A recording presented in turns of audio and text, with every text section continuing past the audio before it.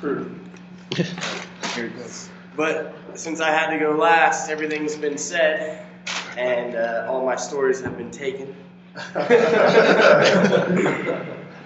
And so we're going to do it. We're going to do it good. But before I start, I just want to say thanks, Scott. That really does mean a lot to me. Okay, so I will start the speech. And I don't know, if you were at Rock and Candle, you know that there was a lot of things that have been going through my head, especially the last few weeks that we're here. There's so much that I want to say, and sometimes I know that I can micromanage a lot, and that quality of mine, or however you want to say it, characteristic, makes me want to say all these things, but I'm going to do my best to summarize.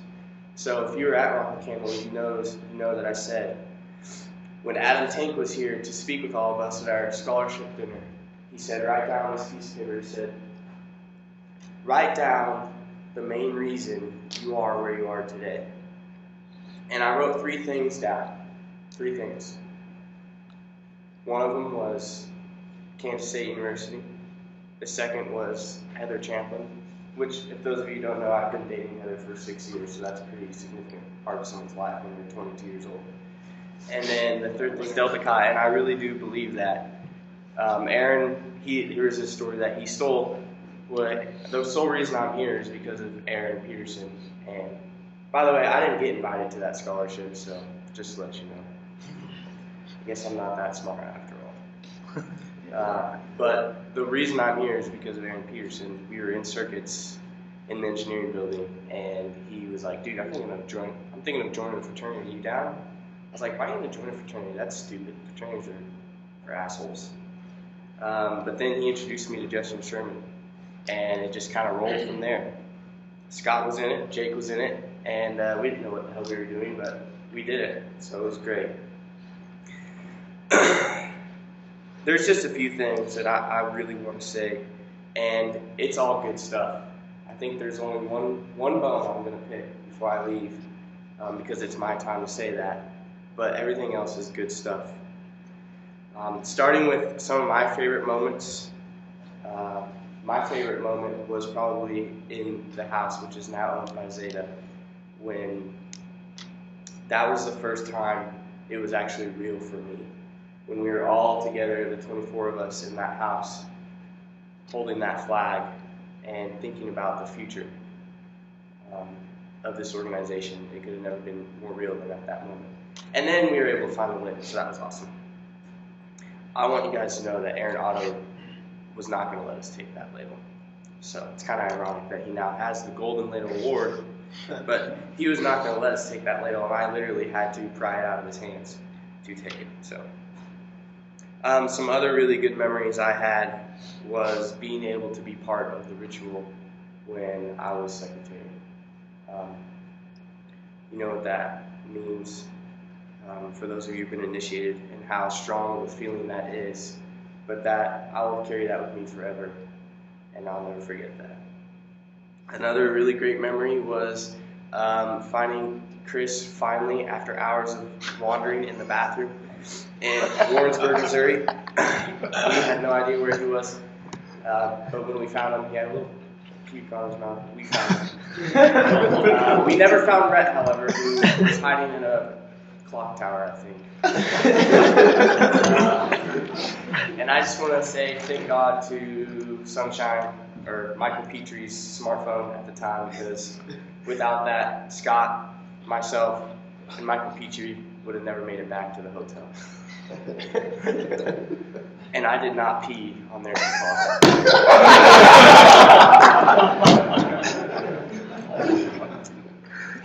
Those are some old memories that I wanted to share. Some new memories I want to share. The weekend we went camping, when we got Scott to go camping and Zach to go camping. Actually, Zach did not camp. Zach did not stay the night. Zach is still a camping virgin. So you guys shall make him camp.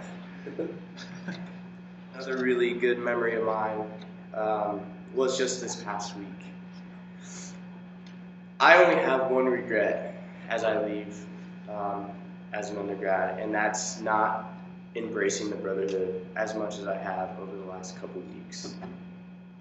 I really have I could give you 100 excuses why I wasn't as close to many of you as I should be, but I'm not going to. There's only one reason I wasn't, and that was my own fault. So I always make it to every meeting. I make it to almost every event that we hold. But I don't feel like I embrace the brotherhood as many of you already have, even some of our youngest members. And that if that was one message I was to give to you guys today, that's just make sure before you leave this place you embrace the brotherhood, because it really is for a lifetime.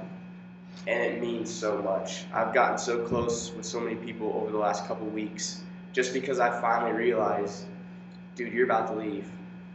You better get to know these guys. So take that as you will.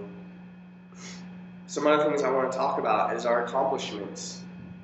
And the fact that at this point in time, there is no other time I would hate more to leave, because we are a thriving organization right now, more so than we ever have been for this generation. And it really saddens me that I have to leave and not be here to witness it and be a part of it. But that is your guys' job. So everybody in the room should know our 4 core virtues, and that's friendship, character, justice, and education. And when I was sitting down this morning trying to think about what I wanted to say, I started naming off all the accomplishments we have made by means of these 4 virtues. And there were so many I could list. Friendship, for example. We started off with 24 founding fathers. Barely any of those guys stuck it out and are actually here today. Actually, I have a number because I helped write the charter petition. There's only 16 that remained, counting Jay. 4.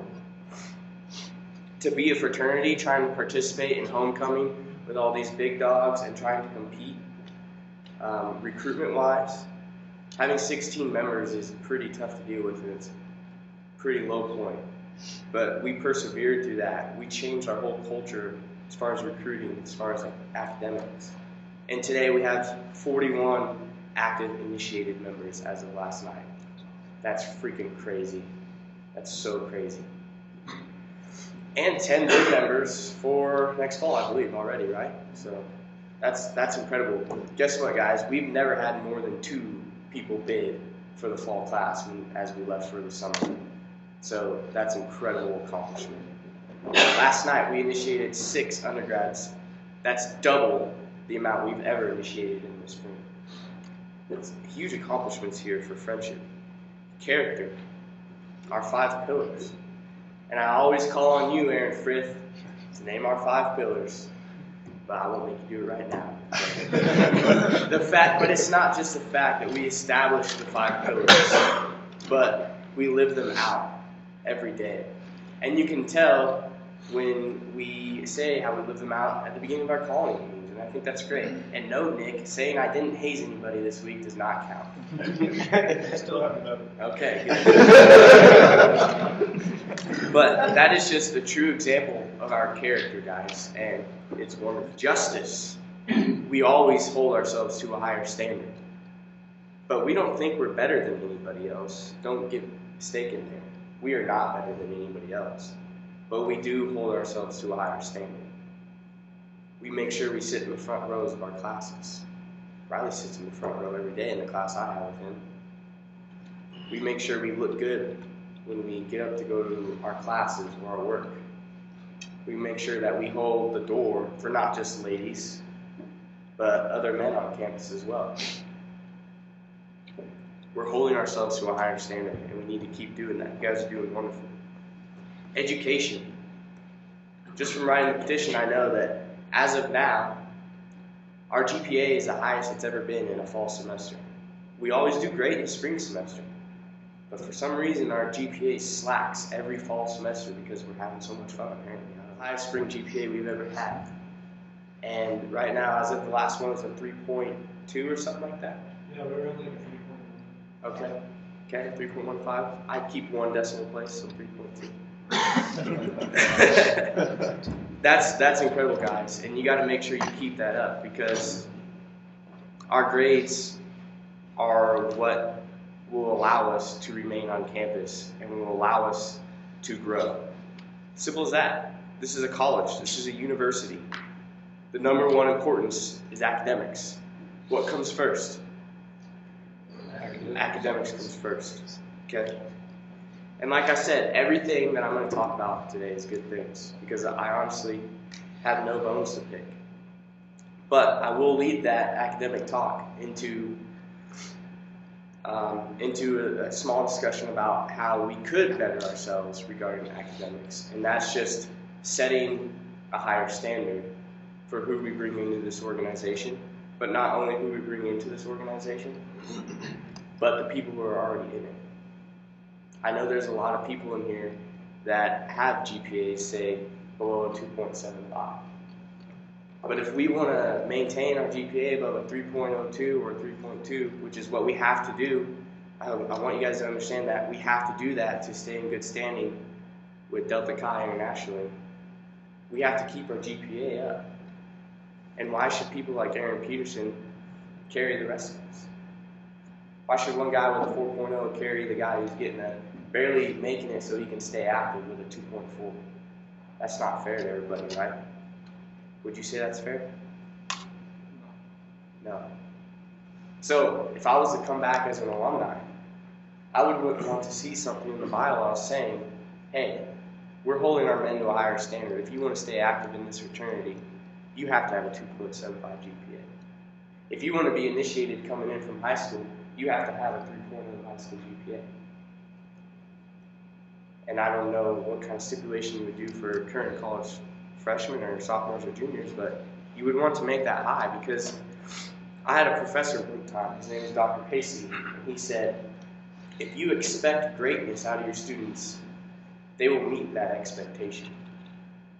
Even for those in this room that are struggling right now with grades, once all these people around you expect greatness out of you, I promise you, no matter how hard school is, I promise you, you will meet that expectation. No doubt in my mind, just because of the fact I know every single one of you. There's a couple new faces in here, but I know all of your names. That's the only thing that I want to say as far as what I'd like to see with improvements, because this organization is thriving, and I love it. And you guys are doing awesome things. And as I said, I don't want to leave, but I have to. I got to go make that check. So, some conclusions. What I want to see when I walk back. There's only one thing I want to see when I come back. One extra thing. I want to be able to walk into the Delta Chi house, look on the wall, and see the charter right in front of me. That's the only thing I want to see. And I was lucky enough to get to be able to help with that. Your chartering petition is probably 98% complete. Mine is probably a few commas and replace this word with that. It's finished. And it will be sent off to IHQ next week. So that's a big accomplishment for us. And like I said, that's all I want to see. It's now up to you guys to make sure you maintain that standard, keep that charter, and maintain that goal of the house. I just want to say, I want to finish off with two quotes. Choice, not chance, determines your destiny. It was my choice to join this fraternity. It was my choice to get the courage to ask Heather Champlin if she'd go out on a date with me. It was my choice to join Kansas State University. And if you remember, those are the three things that put me where I am today. It was my choice to apply for the Spirit Scholarship, which Eric referenced to earlier this evening or this afternoon, which in the end is giving me a full-time engineering job when I graduate. It was my choice. So again, choice, not chance, determines your destiny. And I couldn't end it any other way except for a quote that Tyler and I like to share. And it's that there are no excuses in Delta Chi, just champions. And that's all